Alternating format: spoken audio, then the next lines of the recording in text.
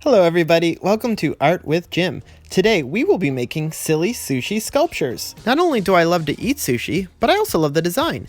If you think about it, it's like a lot of art, there's beauty in its shapes and colors. As you may have heard, sushi is a Japanese cuisine that traditionally consists of raw fish or vegetables that's rolled with rice and cut. There are many variations and types of sushi, but that's the most popular. But sometimes when tradition ends, things start to get interesting. I'm talking about the art of sushi.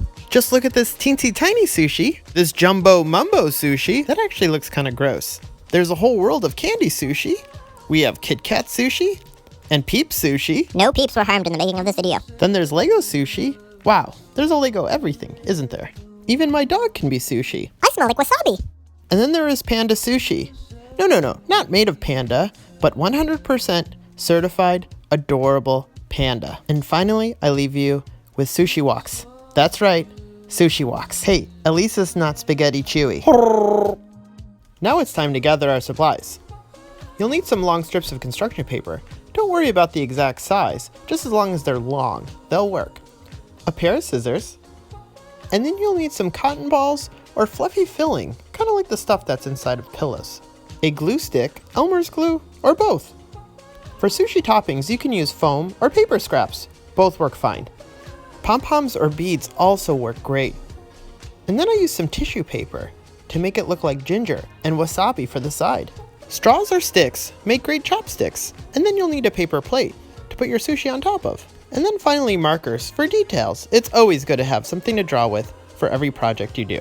Now that I'm hungry, let's get started. To make a sushi roll out of paper, you're gonna need to glue one end with glue stick and fold it over like this so you get a nice loop.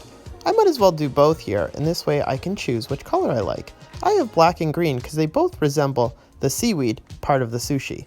For the rice part of the sushi, I'm gonna use this fluffy filling, and I just wanna stuff my loop with it, so it looks like my seaweed is filled with rice. That's all it is. I really like the look of the black paper, so I'm going to move forward with that. Once you build the basic structure, the fun really begins. Now it's time for toppings. I'm going to use this pink foam piece because it looks like a little piece of fish. And here, I'll draw some details, even the X'd out eye. Isn't that silly? Okay, I could put that on top and then cut some other pieces. Very simple shapes, like rectangles, right? It looks like carrots and maybe cucumber. Remember, the toppings are up to you. Once you get your toppings, add a little bit of the Elmer's glue or even the glue stick just to get things to stick in place. And then you can glue it directly on top of that fluffy filling. It will stick once it dries. Make your adjustments and there you go. I really love these colorful pom-poms. I'm going to be using them on top of my sushi. So I add a few drops of glue and then I just glue them on. They kind of look like roe or fish eggs. And plus, that shape is kind of interesting, right? Compared to these rectangles. I have these nice little spheres of color. Wow, it's so cool. Two traditional sides of sushi are ginger and wasabi. So I'm going to be using tissue paper to make it look like I have those. So watch this. I add a little bit of glue and I crunch up the tissue paper and just glue it down. It's really that simple. And wouldn't you know, it looks like wasabi and ginger. I grabbed some paper straws. They really do look like chopsticks. Let me see, let me practice here. Oh, okay, so maybe we need a little more practice here.